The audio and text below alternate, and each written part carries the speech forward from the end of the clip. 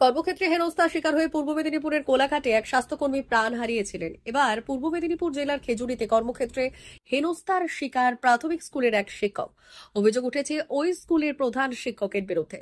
খেজুরি 2 নম্বর ব্লকের খেজুরি গ্রাম পঞ্চায়েত এলাকার সাহেবনগর প্রাথমিক স্কুলে আহত শিক্ষকের নাম বটকৃষ্ণ দাস। অভিযোগকারিণী ধরিত্রী দাসের অভিযোগের ভিত্তিতে তালপাটিঘাট কোস্টাল থানার পুলিশ প্রধান শিক্ষক অসীম মণ্ডলের বিরুদ্ধে একটি মামলা রুজু করে তদন্ত শুরু করেছে। পরিবারের অভিযোগ, 2020 সালে বটকৃষ্ণ দাসের ব্রেন স্ট্রোক হয়। তার অসুস্থতার কারণ দেখিয়ে ওই স্কুলের প্রধান শিক্ষক দিনের পর দিন তাকে মানসিকভাবে হেনস্থা করতেন। শেষবার অসুস্থতার কারণে তিনি উড়িষ্যায় ডাক্তার দেখাতে গিয়েছিলেন। একটু সুস্থ হয়ে গত 11 সেপ্টেম্বর তিনি যখন স্কুলে আসেন, তখন অভিযোগ তাকে স্কুলে ঢুকতে বাধা দেন প্রধান শিক্ষক অসীম মণ্ডল। মানসিক নির্যাতন করা হয়, আর তাতেই অসুস্থ হয়ে পড়েন তিনি। তাকে তমলুক জেলা হাসপাতালে ভর্তি করা হয়। স্থানীয় সূত্রে খবর, দুই শিক্ষকের মধ্যে প্রায়শই ঝামেলা লেগে থাকে। বলছি, কি ঘটনা হয়েছিল আপনার বাবার সাথে? আমার বাবা বটকৃষ্ণ দাস হচ্ছে সাহেবনগর প্রাইমারি স্কুলের শিক্ষক একজন। তো বাবার এমনি অসুখ ছিল, 2020 সাল থেকে ওনার সুগার, প্রেশার প্লাস স্ট্রোকের পেশেন্ট ছিল। তারপরে 2025 সালে খুব বাড়াবাড়ি হয়ে থাকে, তো যার কারণে আমরা ভর্তি করাই। এবং তারপর এসে বাবা যখন স্কুলে জয়েন করতে যায়, তখন স্কুলের প্রধান শিক্ষক বাবাকে নানা রকমভাবে টর্চার করে। সেটা হয়ে থাকে যে বাবা স্কুলে যে অ্যাটেন্ডেন্স খাতা, সেই খাতাটা লুকিয়ে রাখে এবং সেই খাতার ব্যাপারে বাবা জানতে চাইলে কোনো রকম রেসপন্স করে না। ইভেন তারপরে আমাদের বাড়ির লোক গিয়ে জিজ্ঞেস করে যে এটা কেন এরকম হচ্ছে, তখন উনি কোনোরকম আমাদেরকে সহযোগিতা না করে উনি বারবার বলতে থাকে এসআই অফিসে যেতে। আমরা এসআই অফিসে যাই। এসআই অফিসে এসআই ম্যাম না থাকার কারণে ওখানকার যিনি দেখাশোনা করে শিবু বাবু বলে একজন রয়েছে, তো ওনার সঙ্গে কথা বলা হয়। তো সেই মতো তারপরে উনি বলেন যে ম্যাম এখন ডিউটি রয়েছে এইচএস এক্সামের জন্য। তো আমরা সেই মতো ওনার কথা শুনে চলে আসি এবং তারপরে আবার বাবা স্কুলে গেলে বাবার সঙ্গে আবার সেমভাবে প্রধান শিক্ষক বাবাকে স্কুলে ঢুকতে দেওয়া বারণ করে দেয়। ওই পার্শ্ববর্তী কিছু লোকজনকে উৎক্ষিপ্ত করে বাবাকে স্কুলে ঢুকতে যেতে বারণ করে এবং বাবাকে নানা রকমভাবে স্কুল থেকে বের করার চেষ্টা করে।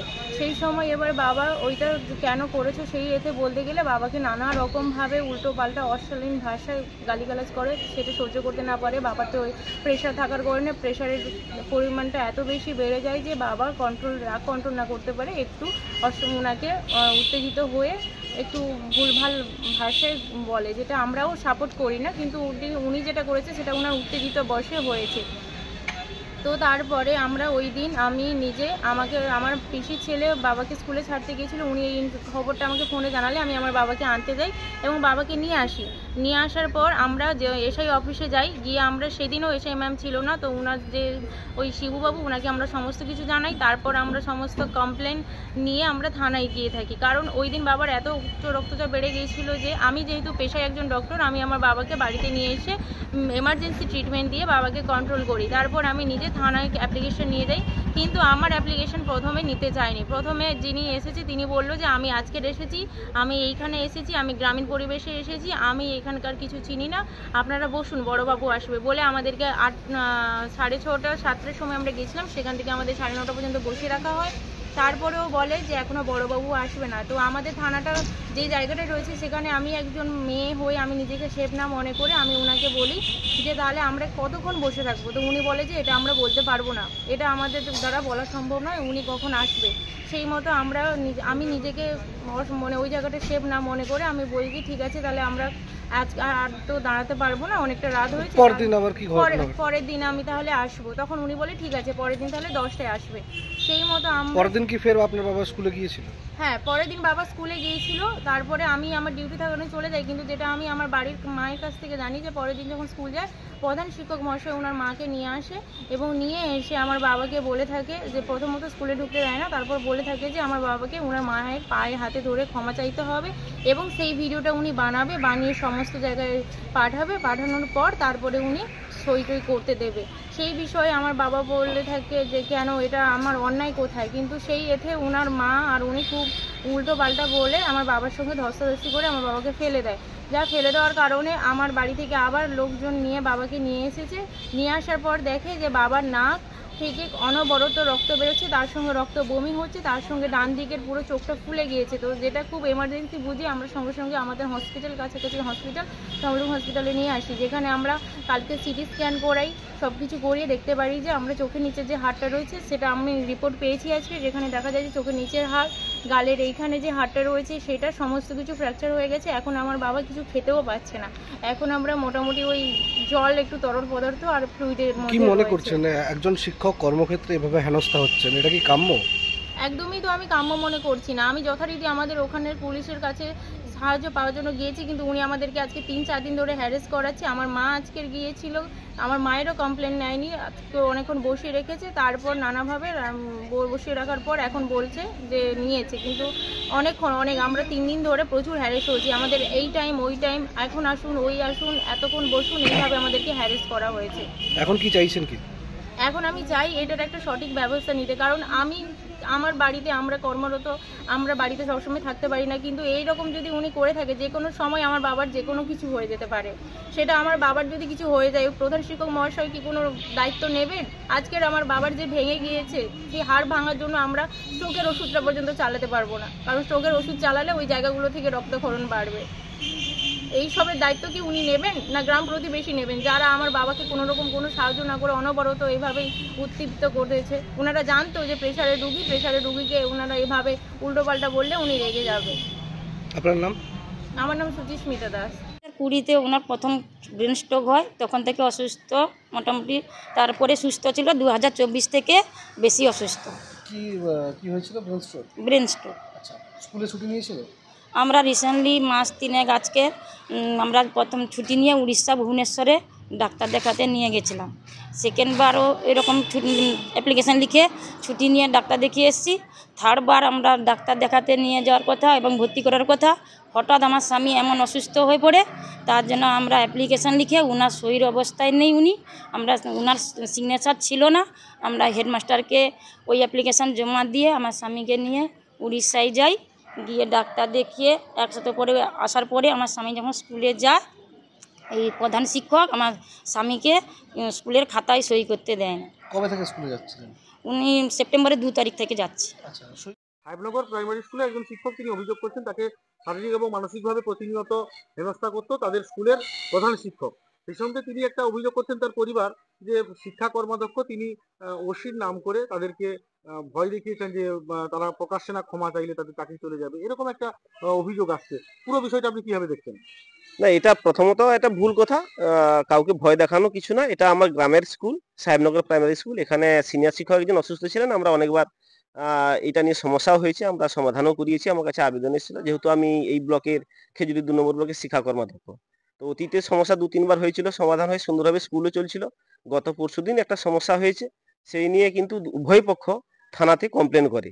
তো আমি বলেছি যে ওসি সাহেবকে পরিষ্কার বলেছি যে এটা লিগ্যাল অ্যাকশন নেবেন না, মোটামুটি যাতে বসে আলোচনা করা যায়, সেই জন্য ওখানে গিয়ে এটা বলা। কিন্তু এখানে কারোর বিরুদ্ধে কাউকে অ্যাকশন নেওয়া বা কি না করা, ওসির সঙ্গে কথা বলা, এই সমস্ত ভয় দেখানো, এগুলা সম্পূর্ণ ভুল এবং মিথ্যা কথা। এগুলোর মধ্যে আমি নেই, কেন আমার নিজের স্কুল আর আমি ওই স্কুলের শিক্ষকও নই। তো সেই জায়গায় হচ্ছে এখন বর্তমানে উনি অসুস্থ আছেন, সেটাকে ট্রিটমেন্ট করতে হবে, আর এতে আমার বলারও কিছু নেই। আর এই ভুল ভ্রান্তি কথাগুলোর মধ্যে কোনো ভিত্তি নেই, এগুলা বলতে পারবো না এই সমস্যা কি বলছে। এবং যতবার ওখানে সমস্যা হয়েছে আমি ততবারই সমাধান করে দিয়েছি। এবারও একইভাবে এসআই অফিসও হিয়ারিং এর জন্য ডেকেছে, আজকে বসার কথা ছিল। আগামী সোমবার ওখানে বসার একটা চিঠি করা হয়েছে। তো ঠিকই আছে, প্রসেস সরকারিভাবে সঠিক প্রসেস চলছে। তো এটা নিয়ে কাউকে হুমকি ধুমকি এগুলো করতে যাবো কেন, এগুলো হবেও বা কেন? শিক্ষক সুলভ আচরণ থাকবে, ডিউটি করবে, এটাই তো ঠিক। আপনার নাম? আমার নাম আমি রাজেন্দ্রনাথ ভূঁইয়া, আমি খেজুরি 2 নম্বর ব্লকের শিক্ষা কর্মাধ্যক্ষ। আপনার স্কুলের একজন সহকারী শিক্ষক, তিনি তার পরিবার অভিযোগ করছে আপনার বিরুদ্ধে যে তিনি অসুস্থ, তবুও আপনি তাকে মানসিকভাবে প্রতিদিন টর্চার করতেন, তারপরে তিনি আবারও অসুস্থ হয়ে পড়েছেন। এই যে পুরো বিষয়টা আপনি কিভাবে দেখতেন? এটা সম্পূর্ণ মিথ্যা অভিযোগ। আপনাদের কাছে হোক, আমাদের কাছে হোক, ভিডিও আছে এবং বিভিন্ন রেকর্ডিং আছে। বিগত দিনে কি করেছে না করেছে তারও রেকর্ডিং আছে, কি হয়েছে না হয়েছে সবই উনি জানেন, এবং সম্পূর্ণ একটা মিথ্যা অভিযোগ বানিয়ে বলছে। আপনারা ভিডিও দেখলে ব্যাপারটা আরো ভালোভাবে বুঝতে পারবেন। উনি তো অসুস্থ ছিলেন? আগে থেকে ছিলেন, কিন্তু উনার যে উদ্ধত্ত, আমরা কিছুই বলিনি, কিছু করিনি, ওই ভিডিওতে সবই আছে। উনি আমাকে মারতে উদ্ধত হয়েছেন, আমরা কিছুই করিনি, তবুও উনি মিথ্যা অভিযোগ দিয়ে আপনাদের বলেছে। ওনার মেয়ে অভিযোগ করছে যে আমার বাবা যে স্কুলে পড়াতে যান সেই স্কুলের প্রধান শিক্ষক মহাশয় উনি জানা সত্ত্বেও অসুস্থ জানা সত্ত্বেও অসুস্থ আমরা জানতাম, কিন্তু আমরা ওকে কোনোদিন কোনোভাবে হেনস্থা করিনি। আপনারা গ্রামেও খোঁজ নিতে পারেন। সই করতে দেওয়া হতো না না, এটা তো অফিসের মাধ্যম, আমরা কেন সই করতে দেব না? এটা তো অফিসের মাধ্যম। অফিস, উনি অ্যাবসেন্ট ছিলেন বহুদিন, এসআইর মাধ্যমে এসআই ম্যাডাম বলেছিল যে উনার যে কাউকে না বলে অ্যাবসেন্ট হয়েছে, অফিসে গিয়ে উনার ব্যাপারটা প্রবলেমটা সলভ হতে। আমরা সই করানোর কিছু না, তো আমরা উনারা যা বলেন, আমাদের তো অফিস নিয়ে চলতে হয়, উনারা যা বলেন আমরা সেই পথেই হাঁটবো। এসআই ম্যাডাম বলেছেন তাই? হ্যাঁ হ্যাঁ, ওটা আপনি খতিয়ে দেখতে পারেন। আপনার নাম স্যার? অসীম মন্ডল, এখানকার কোন পদে রয়েছেন স্কুলের? সাহেবনগর প্রাথমিক বিদ্যালয়ের হেড টিচার। আপনার খেজুরি সাহেবনগরে একটা প্রাথমিক বিদ্যালয়ের প্রধান শিক্ষকের বিরুদ্ধে অভিযোগ, 3টা সহকারী শিক্ষকের সঙ্গে দুর্ব্যবহার করেন এবং তারপরে তিনি অসুস্থ হয়ে যান। কয়েকবার এরকমটা হয়েছে। গতকাল তিনি আবারও তার সঙ্গে খুব দুর্ব্যবহার করেছেন, তার ফলে তিনি আবারও অসুস্থ। তার পরিবার অভিযোগ করছে অসহযোগিতা, অসুস্থ থাকা সত্ত্বেও তাকে হেনস্থা করা হয়েছে শারীরিক মানসিকভাবে। এবং বিজেপির শিক্ষা কর্মদক্ষের বিরুদ্ধে অভিযোগ, তিনি পুলিশের নাম করে তাদেরকে ফোন করে ভয় দেখিয়েছেন। এই পুরো বিষয়টা কিভাবে দেখছেন? ব্যাপারটা শুনুন, আমার তো এই ব্যাপারটা সত্যি জানা নেই। তারপরে আপনার মুখ থেকেই শুনলাম যে আপনারা যেভাবে বলছেন, স্বাভাবিকভাবে একজন অসুস্থ শিক্ষক, তার প্রতি আন্তরিকতা দেখাতে হবে। সে শিক্ষক কেন, সমাজে যে স্তরেরই মানুষ হোক না কেন, তার এই অসুস্থতার সময়, বিপদের সময় আমাদের কিন্তু পাশে দাঁড়াতে হবে, এটাই তার নিয়ম, আর সেটাই রীতি। আর সেই মেনেই আমরা মানবিক মুখ্যমন্ত্রীর হয়ে কাজ করছি, যে সবাই মিলে সবাইকে সহযোগিতা করব, আন্তরিকতা দেখাবো। সেক্ষেত্রে ওই শিক্ষক মশাই তিনি অসুস্থ হয়েছেন, স্বাভাবিকভাবে তার আইনিভাবে যা যা সুযোগ সুবিধা পাওয়ার নিশ্চয়ই তিনি পাবেন, এবং এ ব্যাপারে নিশ্চয়ই আমার সহযোগিতা থাকলে আমি নিশ্চয়ই করব।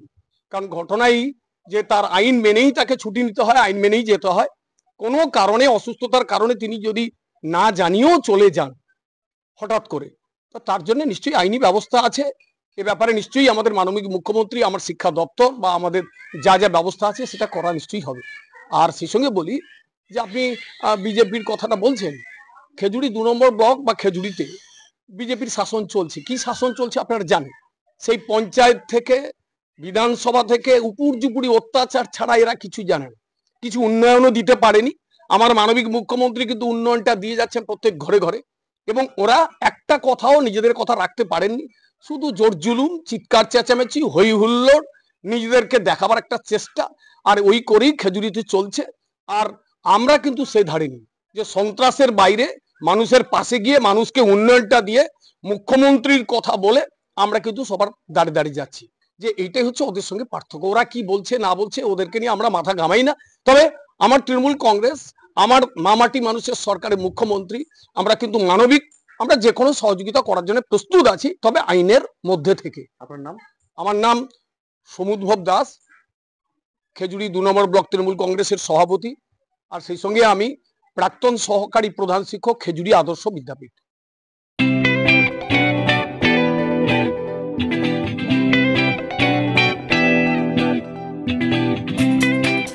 পরিবারে কেউ নেশাগ্রস্ত, কেউ মানসিক সমস্যায় ভুগছেন? চিন্তা নেই, আছে মুক্তি ফাউন্ডেশন। মুক্তি ফাউন্ডেশন মানসিক রোগের চিকিৎসা, সাইকোথেরাপি ও কাউন্সেলিং, ফ্যামিলি কাউন্সেলিং ও নেশা চিকিৎসা করে। আপনার পরিবারের কোনো সদস্যের এমন কোনো সমস্যা থাকলে যোগাযোগ করুন আমাদের সঙ্গে। মুক্তি ফাউন্ডেশন, কেশিয়ারি থানার কাছে, পশ্চিম মেদিনীপুর।